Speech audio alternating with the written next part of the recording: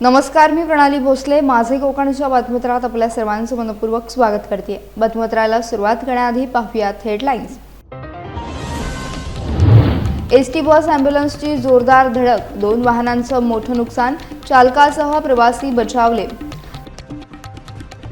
Street light दुरुस्तीत गंभीर अपघात, वीज धक्क्याने कर्मचारी पोलवरून कोसळले, उपचारासाठी कुटुंबाची संघर्षमय वाटचाल. खालापुरात आरक्षण बचाव यात्रा, ऑल इंडिया पॅन्थर सेनेचा एल्गार, संविधान संरक्षणाची केली मागणी. कोकणात फुलली सफरचंदाची बाग, वेरळच्या शेतकऱ्याचा यशस्वी प्रयोग, उष्ण हवामानात लावली सफरचंदे. पाहुयात सविस्तर वृत्त. रत्नागिरी शहरात आरोग्य मंदिर परिसरात एसटी बस आणि ॲम्ब्युलन्स यांच्यात भीषण अपघात घडला. सायंकाळी सुमारे 5:15 दरम्यान हा अपघात झाला. रत्नागिरी गुहागर मार्गावरील एसटी बसने समोरील ॲम्ब्युलन्सला जोरदार धडक दिल्याने दोन्ही वाहनांचं मोठं नुकसान झालं. या धडकेत ॲम्ब्युलन्सचा मागील टायर जागीच फुटला, तर एसटी बसच्या पुढील भागाचे मोठे नुकसान होऊन समोरील काच पूर्णपणे फुटली. सुदैवाने या भीषण अपघातात एसटी बसचा चालक थोडक्यात बचावला असून बसमधील प्रवाशांनाही कोणतीही गंभीर दुखापत झालेली नाही. अपघातानंतर काही काळ परिसरात वाहतूक कोंडी निर्माण झाली होती. रस्त्याच्या दोन्ही बाजूंना वाहनांच्या लांबच रांगा लागल्या होत्या. वाहतूक पोलिसांनी तात्काळ घटनास्थळी धाव घेत वाहतूक सुरळीत केली. सावंतवाडी तालुक्यातील मडुरा देऊळवाडी येथील सागर केरकर या वीज वितरण विभागाच्या कंत्राटी कर्मचाऱ्याच्या अपघाताची घटना समोर आली आहे. गावातील स्ट्रीट लाईट बंद असल्याची समस्या सोडवण्यासाठी त्यांना मदतीसाठी बोलावण्यात आल्याचा दावा कुटुंबियांनी केला आहे. 30 एप्रिल 2026 रोजी रेखवाडी परिसरातील स्ट्रीट लाईटच्या पोलवर बल्ब बदलत असताना विजेचा धक्का बसून ते खाली कोसळल्याचा आरोप करण्यात आला. या अपघातात ते गंभीर जखमी झाले असून त्यांच्यावर गोवा बांबोळी रुग्णालयात उपचार करण्यात आले. अपघातानंतर संबंधितांनी मदतीचे आश्वासन दिले, मात्र पाठ फिरवल्याचा आरोप पत्नी सेजल केरकर यांनी केला. आजही सागर केरकर यांना शारीरिक त्रास जाणवत असून उपचाराचा खर्च आणि कौटुंबिक जबाबदाऱ्यांमुळे कुटुंब अडचणीत सापडला आहे. या प्रकरणात जबाबदारी निश्चित करून न्याय मिळावा अशी मागणी केरकर कुटुंबाकडून करण्यात येते. तर आमच्या गावचं सरपंच बाळू गावडे त्यांनी मला गुरुवारी 30 तारीखला फोन केला आणि सांगितलं जरा स्ट्रीट लाईटीचं काम असा, जरा बल्ब घालूच्या देवाचा कार्यक्रम असा. मी म्हटलं मी नाईट करून म्हाका येयला, म्हाका जमाचा नाही. तर तो काय बोललो, जरा देवाचं काम असा तर जरा 4 बल्ब घालून दे. मी म्हटलं ठीक असा. आणि त्याच्यानंतर ते म्हाका संध्याकाळी फोनार फोन केल्याने आणि म्हाका नेऊ गेल्यानंतर त्याच्यानंतर मी त्यांना विचारलं, बाबा मी डायरेक्ट फोनावर कसं चढा.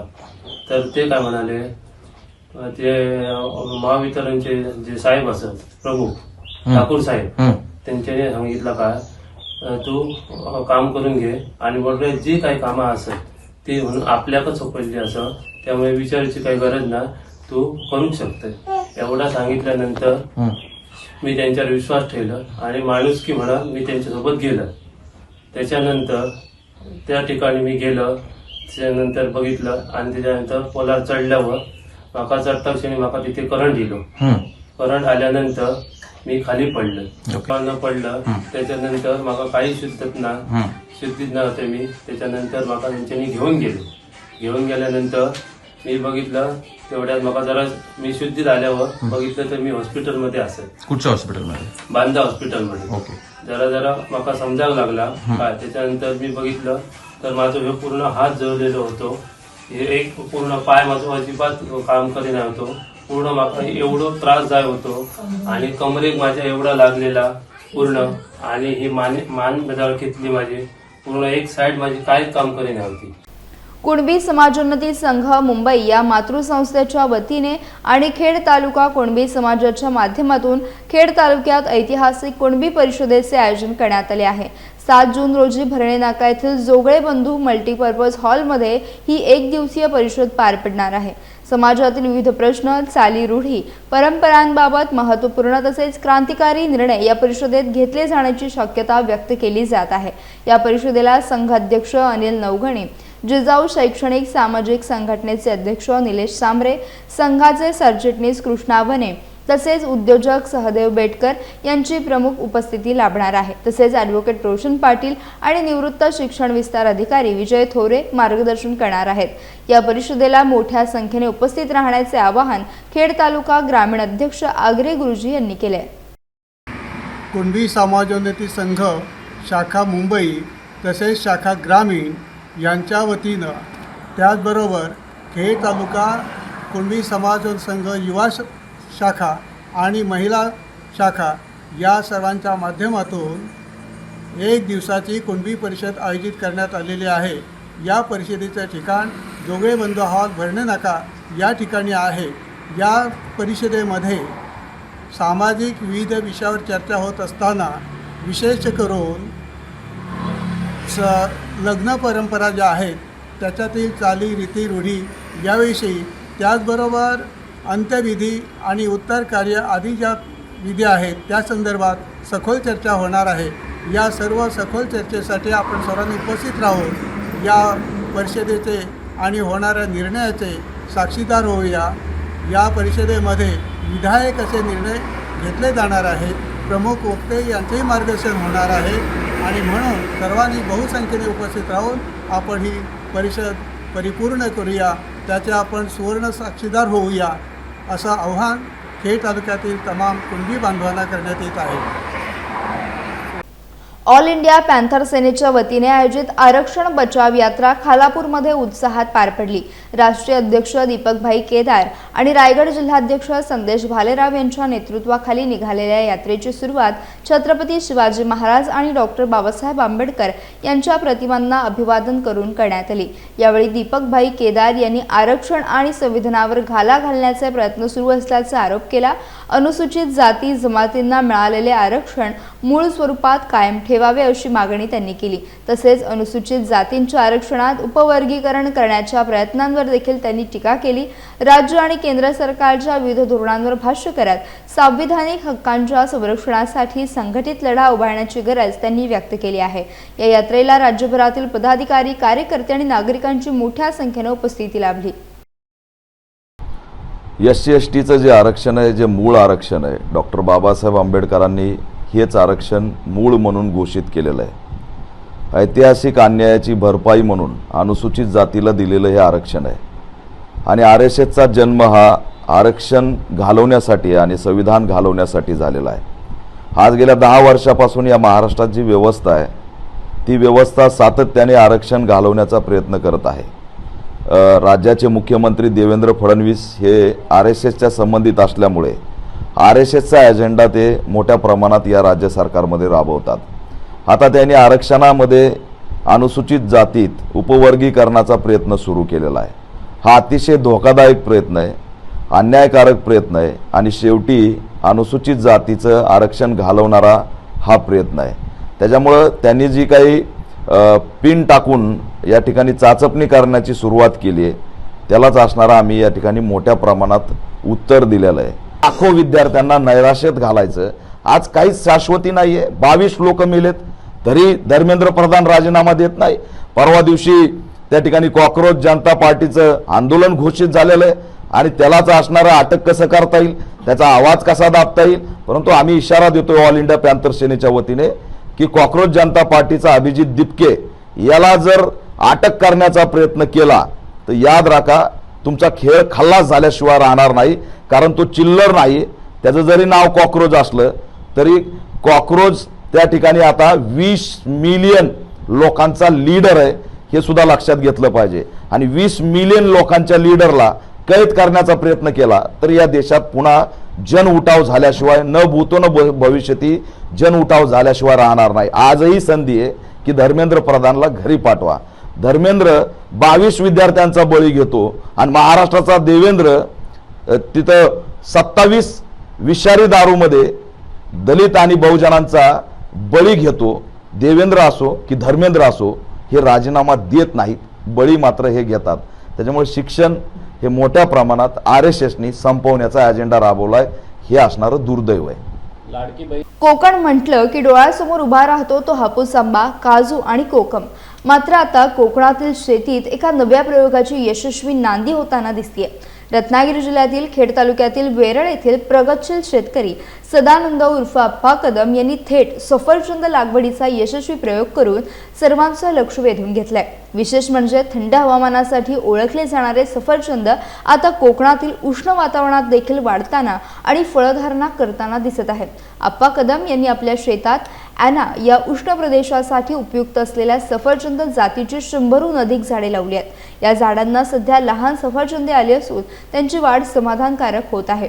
हवामान बदलाचा फटका कोकणातील पारंपरिक आंबा उत्पादनाला बसत असताना सफरचंदासारखे उच्च मूल्याचे पर्यायी फळपीक शेतकऱ्यांसाठी नवी आशा निर्माण करत आहे। तज्ज्ञांच्या मते ॲना ही जात उष्ण हवामानात देखील तग धरू शकते, त्यामुळे भविष्यात कोकणातील शेतकऱ्यांसाठी हे पीक उत्पादनाचा नवा पर्याय ठरू शकते। वेरळ येथील हा प्रयोग पाहण्यासाठी परिसरातील शेतकरी मोठ्या उत्सुकतेने भेट देत असून कृषी क्षेत्रात या प्रयोगाची चर्चा रंगू लागली आहे। योग्य नियोजन, आधुनिक तंत्रज्ञान आणि प्रयोगशील वृत्तीच्या जोरावर कोकणातील शेती नव्या दिशेने वाटचाल करत असल्याचं या प्रयोगातून दिसून येत आहे। नमस्कार मंडळी, कोकण म्हटलं की आपल्या डोळ्यासमोर येतो तो कोकणातला हापूस आंबा, फणस, करवंद, जांभूळ, कोकम, नारळ आणि पावसाळ्यातली भातशेती। परंतु आज जर मी म्हटलं की तुम्हाला येत्या काही दिवसात कोकणात पिकवलेली सफरचंद खायला मिळणार आहेत तर आपला विश्वास बसेल का? परंतु ही एक नवीन क्रांती नक्कीच कोकणात घडून येत आहे आणि त्याची सुरुवात वेरळ येथील प्रगतशील शेतकरी श्री सदानंद कदम उर्फ अप्पा कदम यांनी याची सुरुवात देखील केलेली आहे। आज आपण आलो आहोत वेरळ येथील त्यांच्या शेतीवर, जिथे त्यांनी 200पेक्षा जास्त अशी ॲपलची रोपं लावलेली आहेत आणि आपण बघू शकता की त्यांना सफरचंद देखील आलेली आहेत।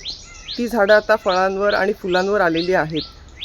तर ही किमया घडली आहे आपल्या येथील शेतीतील जे संशोधक आहेत त्यांनी थंड हवेच्या ऐवजी आता उष्ण कटिबंधीय म्हणजे ट्रॉपिकल आपण क्लायमेट जे म्हणतो, तर इकडे साऊथ साईडला देखील होणाऱ्या या जाती आहेत, प्रजाती आहेत ज्या निवडून काढलेल्या आहेत। ही ॲना नावाची व्हरायटी आहे ॲपलची, तशीच एक हर्मन 99 ही देखील एक व्हरायटी आहे।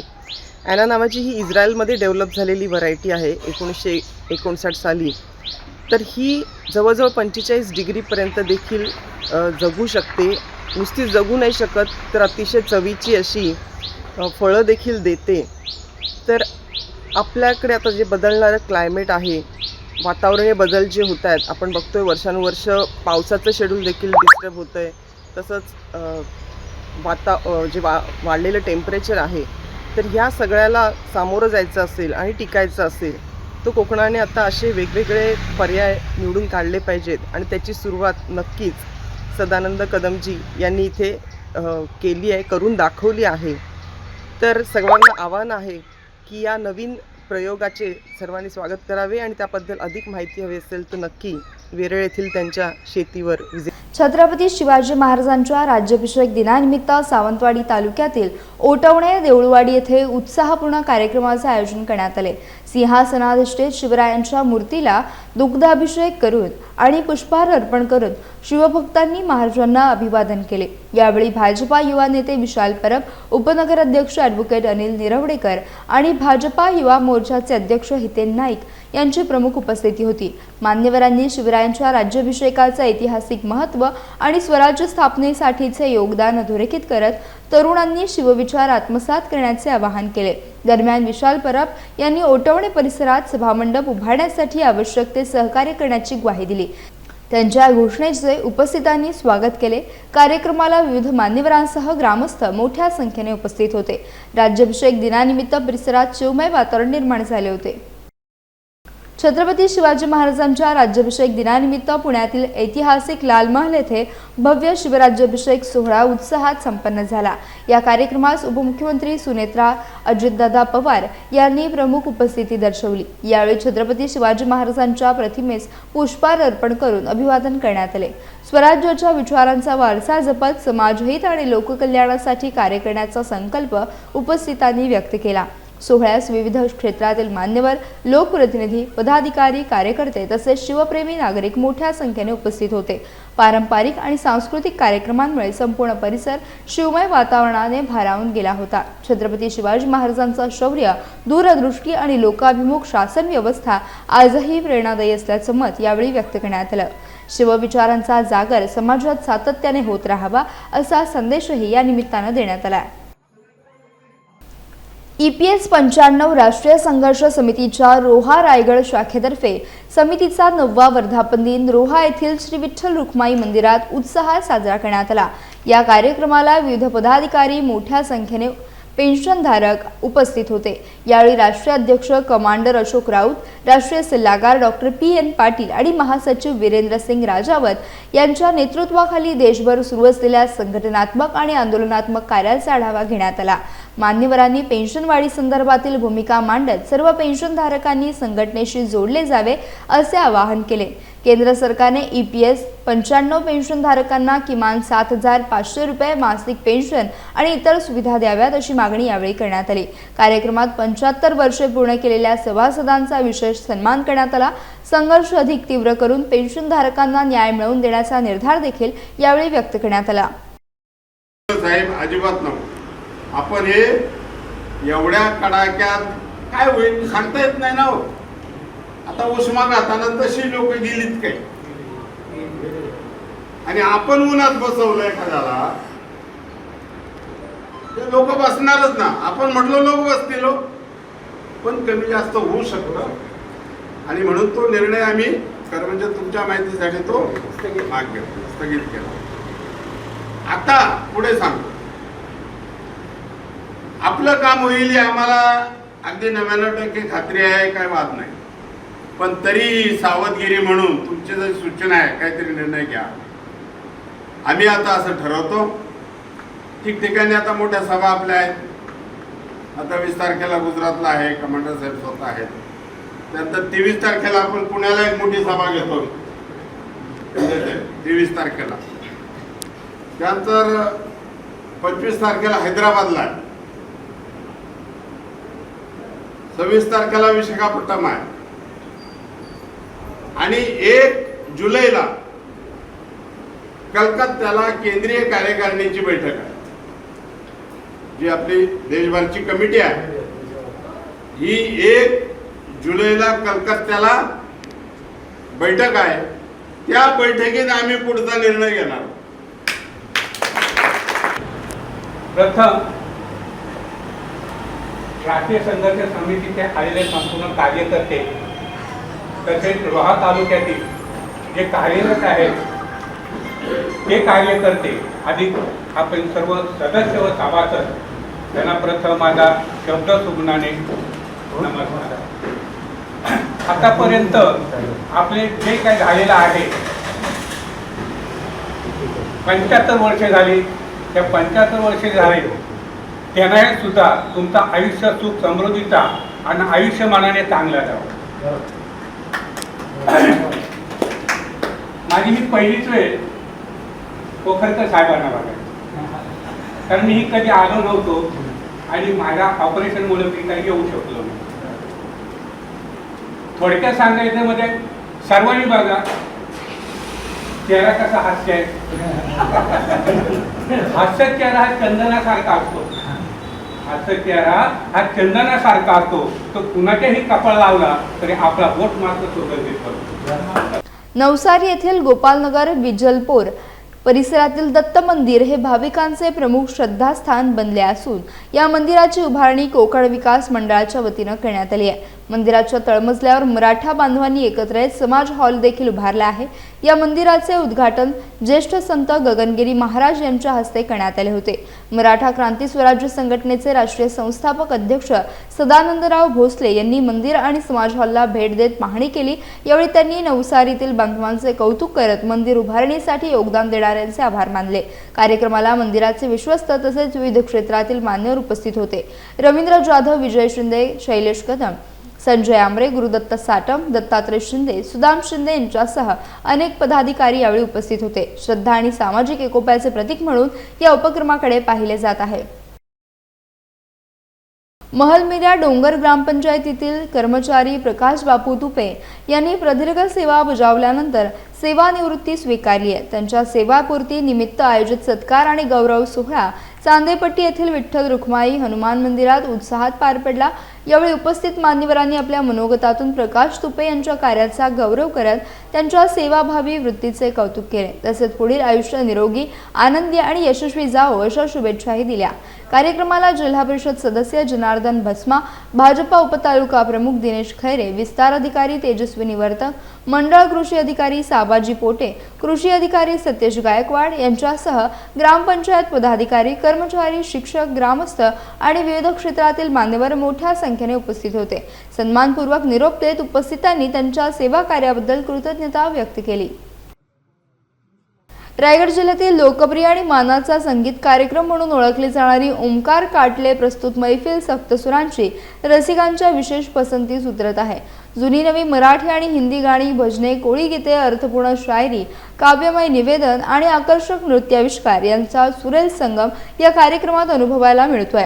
कार्यक्रमाचे निर्माते आणि सूत्रसंचालक ओमकार काटले हे 2024च्या माणुसकी सन्मान पुरस्काराचे मानकरी असून त्यांच्या उपक्रमाने अल्पावधीतच रसिकांच्या मनात वेगळे स्थान निर्माण केले आहे। दरम्यान एकविरा क्रीडा, सामाजिक आणि शैक्षणिक संस्था तसेच श्री बी.के. पाटील फाउंडेशन यांच्या संयुक्त विद्यमाने आयोजित EKS सन्मान पुरस्कार सोहळ्यात अलिबाग तालुक्यातील विविध क्षेत्रातील उल्लेखनीय कलाकारांचा गौरव करण्यात आला।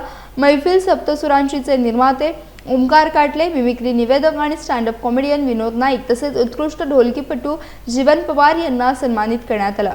शून्यातून स्वतःची ओळख निर्माण करणाऱ्या कलाकारांच्या जिद्द, मेहनत आणि कलेप्रती असलेल्या समर्पणाचा यावेळी गौरव करण्यात आला। कला, संस्कृती आणि मनोरंजन क्षेत्रात मोलाचे योगदान देणाऱ्या कलाकारांच्या यशाबद्दल उपस्थितांनी अभिनंदन करत पुढील वाटचालीस शुभेच्छा दिल्या। यासह बातमीपत्रात वेळ झाली इथेच थांबण्याची। भेटूयात नवीन बातमीपत्रासह। तोपर्यंत तुम्ही कुठेही जाऊ नका, पाहत राहा फक्त माझे कोकण।